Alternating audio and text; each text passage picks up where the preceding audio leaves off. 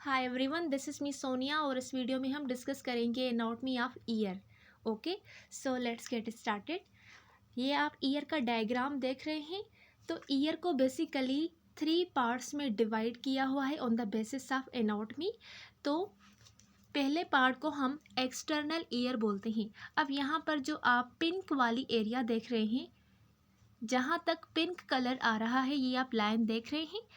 तो जहाँ तक पिंक कलर आ रहा है यहाँ तक एक्सटर्नल ईयर है, और बीच में जो ग्रीन कलर है वो इंडिकेट कर रहा है मिडिल ईयर को, और लास्ट में जो ये ब्लू कलर है वो इंडिकेट कर रहा है इंटरनल ईयर को। ओके, आई होप कि आपने ये समझ लिया कि ईयर को हमने 3 पार्ट्स में डिवाइड किया है एनाटॉमी के बेस पर, एक्सटर्नल ईयर, मिडिल ईयर और इंटरनल ईयर। ओके, तो वन बाय वन करके हम एक्सटर्नल, मिडिल और इनर ईयर को डिस्कस करते हैं। पहले पिंक वाले पार्ट को यानी एक्सटर्नल ईयर को डिस्कस करते हैं। तो external ear flexible external ear होता है जो कि कंसिस्ट होता है इलास्टिक कार्टिलेज। जो बाहर का पार्ट आप ईयर का देख रहे होते हैं वो कार्टिलेज से बना होता है, इलास्टिक कार्टिलेज जिसको हम बोलते हैं। Okay, this one is made up of elastic cartilage. और इसके अलावा it contains the ear flap also known as the auricle और पिन्ना। अब ये जो बाहर वाला हिस्सा आप देख रहे हैं, इस बाहर वाले हिस्सों को हम ऑरिकल या फिर पिन्ना बोलते हैं। ओके, और this one is the lobule of auricle. जो नीचे लोब्यूल होता है ईयर का उसको हम लोब्यूल बोलते हैं। एंड बीच में आप एक्सटर्नल एकॉस्टिक मीटस देख सकते हैं, this one is called external acoustic meatus. और ये जो कर्व है थोड़ा सा, इस कर्व को हम बोलते हैं एंथेलिक्स।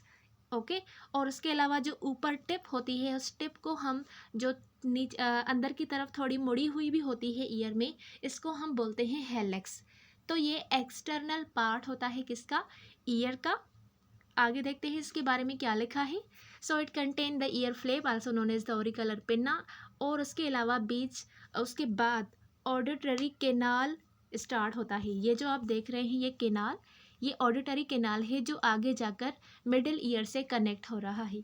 ओके, तो ऑडिटरी केनाल, ऑरिकल और पिन्ना, ये सारे पार्ट्स मिलाकर एक्सटर्नल ईयर बनाते हैं। तो ये तो सिंपल हो गई इसकी एनाटॉमी। नाउ डिस्कस करते हैं कि इसका फंक्शन क्या है, यानी इसकी फिजियोलॉजी क्या है। तो जो ईयर का बाहर वाला पार्ट है वो बाहर के जो साउंड और साउंड होते हैं उसको ट्रांसमिट करता है इनटू द मिडिल ईयर, यानी जो भी साउंड वेव होती हैं उनको बाहर वाला यानी एक्सटर्नल ईयर कलेक्ट करके इंटरनल ईयर तक भेजता है। So this is the simply function of the external year which is the it collects and transmits sound to the middle ear. Okay, तो जो साउंड वेव्स या फिर जो वाइब्रेशंस है वो डायरेक्ट कहाँ जाएंगी, मिडिल ईयर में। जो ये आप ड्रम देख रहे हैं जिसको हम टेम्पेनिक मेम्ब्रेन बोलते हैं, इससे जाकर टकराती है और ये मिडिल ईयर में जाता है और फर्दर इसको ट्रांसमिट करता है टू द बोन्स। अब इसको हम भी डिस्कस करते हैं। सेकंड पार्ट है इसका मिडिल ईयर। तो मिडिल ईयर स्टार्ट होता है टिम्पेनिक मेम्ब्रेन से। ये टिम्पेनिक मेम्ब्रेन सेपरेट करती है इसको एक्सटर्नल और मिडिल ईयर से। ठीक है, मिडिल ईयर को एक्सटर्नल से टिम्पेनिक मेम्ब्रेन सेपरेट करती है।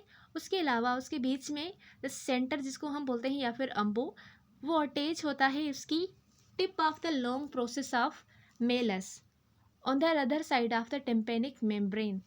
अब यहाँ पर आप देख सकते हैं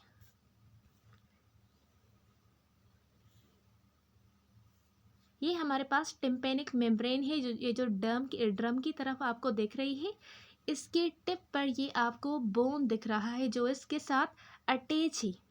ठीक है, जैसे ये इसके साथ अटैच है तो इसकी मदद से जो साउंड वेव्स की वाइब्रेशन से वो टिम्पेनिक मेम्ब्रेन से ट्रांसमिट होकर इस बोन के ज़रिए आगे ट्रांसमिट होती है जो इसकी टिप से अटैच हुआ है।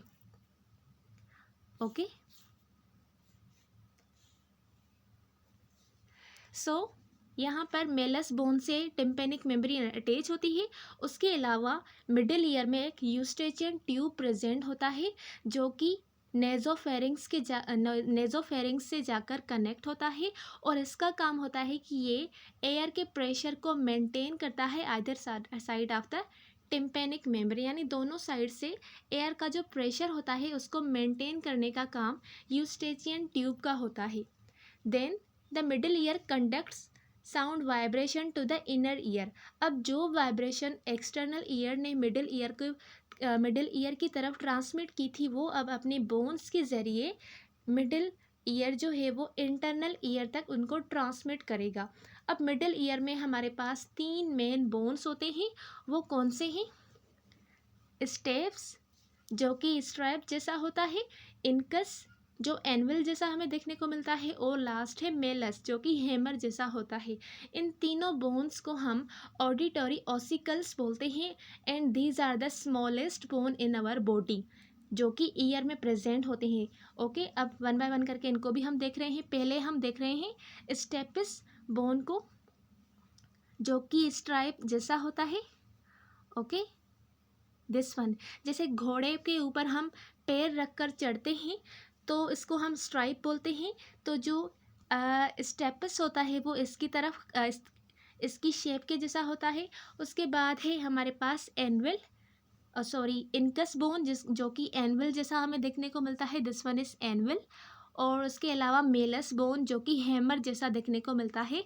और ये मेलस बोन ही किससे अटैच होता है? हमारी टिम्पेनिक मेम्ब्रेन से अटैच होता है जो कि बाहर वाली जो साउंड की वाइब्रेशन है उसको कंडक्ट करके ट्रांसमिट करता है दूसरे बोन से। और ये आप देख रहे हैं जो लास्ट वाला बोन था स्टेपिस, यहाँ तक वाइब्रेशन आकर मिडिल ईयर, ये देख रहे हैं आप, ये वाला बोन जो है वो मिडिल ईयर से कनेक्ट कर रहा है। तो यहाँ से जो वाइब्रेशन है वो अंदर मिडिल ईयर तक जाती है। Okay, so these are the 3 bones जिनको हम ऑडिटरी ऑसिकल्स बोलते हैं। तो मिडिल ईयर का काम होता है कि ये कंडक्ट करते हैं साउंड वाइब्रेशन को इनर ईयर तक। जो इसने साउंड वाइब्रेशन एक्सटर्नल ईयर से ली थी वो अब इनको ट्रांसमिट करेगा इंटरनल ईयर तक। तो यहाँ तक हमने डिस्कस कर लिया मिडिल ईयर को। उसके बाद डिस्कस करते हैं इनर ईयर को। ये ब्लू कलर से शो हो रहा है। Now, inner ear consists of closed fluid spaces within the temporal bone. अब टेम्पोरल बोन के अंदर हमारा इनर ईयर आ जाता है। टेम्पोरल बोन आपने पढ़ा होगा एनाटॉमी में। तो स्कल में टेम्पोरल बोन होता है और उस टेम्पोरल बोन के अंदर हमारा इनर ईयर आ जाता है जो कि कंसिस्ट करता है क्लोज्ड फ्लूइड स्पेसेस से। अब ये क्लोज्ड फ्लूइड स्पेसेस में क्या प्रेजेंट होता है इनको भी हम डिस्कस करते हैं। सो इनर ईयर कंटेन बोनी लेब्रिंथ जिसमें 3 कनेक्टेड स्ट्रक्चर्स आ जाते हैं। और वो 3 कनेक्टेड स्ट्रक्चर्स कौन से हैं? नंबर 1 है vestibule, second is semi circular canal and third is cochlea. अब ये तीनों स्ट्रक्चर मैं यहाँ पर इनर ईयर में आपको दिखा रही हूँ। Okay, so first one is semi circular canal. Inner ear में 3 सेमी सर्कुलर केनाल होते हैं जो एक दूसरे की 90 डिग्री एंगल पर प्रेजेंट यानी मुश्तमिल होते हैं। तो ये जो आप सेमी सर्कुलर केनाल देख रहे हैं इनको हम सेमी सर्कुलर केनाल बोलते हैं। और इनका काम होता है कि ये बॉडी की जो हेड की जो पोजीशन होती है यानी रोटेशन वाली अगर हम मूवमेंट परफॉर्म कर रहे हैं तो उसको बैलेंस करना हमारे सेमी सर्कुलर केनाल्स का होता है। जैसे हम गोल गोल घूमते हैं ना, तो अगर हम नॉर्मल है तो गोल गोल घूमकर हम जैसे भी आप गोल घूमते हैं तो हम गिर नहीं जाते, ठीक है। उनको कौन बैलेंस करता है? हमारे सेमी सर्कुलर केनाल मेंटेन करते हैं। अब ऐसा भी नहीं है कि आप ज़्यादा ही कुछ घूम लें माधुरी की तरह, थोड़ा सा जैसे हम रोटेट करते हैं ना तो उस रोटेशन को ये सेमी सर्कुलर केनाल डिटेक्ट करते हैं और हमारी बॉडी को बैलेंस में रखते हैं। देन दूसरे हैं वेस्टिब्यूल। नाउ दिस वन, ये आप देख रहे हैं ये वेस्टिब्यूल है। और वेस्टिब्यूल भी हमारी बॉडी की जो हेड की पोजीशन है यानी जहाँ पर हम मूव कर रहे हैं, हम सो रहे हैं, उठ रहे हैं, बैठ रहे हैं, तो ये भी उनको कंट्रोल करता है, बैलेंस में रखता है। और लास्ट है हमारे पास कोक्लिया।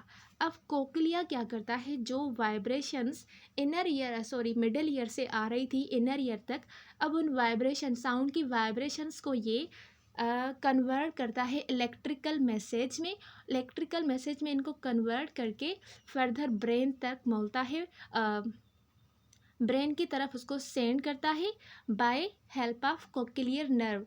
कोक्लियर नर्व की मदद से जो साउंड की वेव से उनको इलेक्ट्रिकल में चेंज करके ये ब्रेन की तरफ भेजता है, जिसके बाद फर्दर ब्रेन उसको इंटरप्रेट करके करता है। तो मज़ीद हमें जो बात बाहर किसी ने कही है वो हमें समझ में आ जाती है।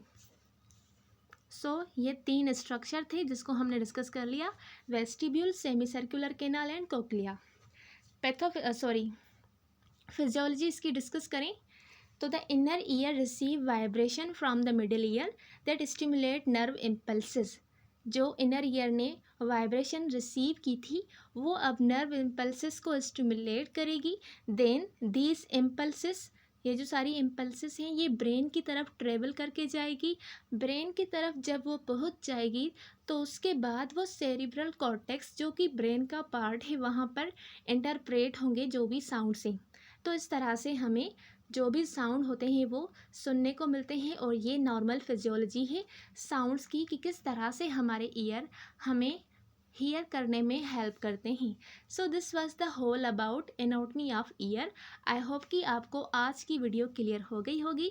मिलते हैं अगले वीडियो में, तब तक के लिए अल्लाह हाफिज़।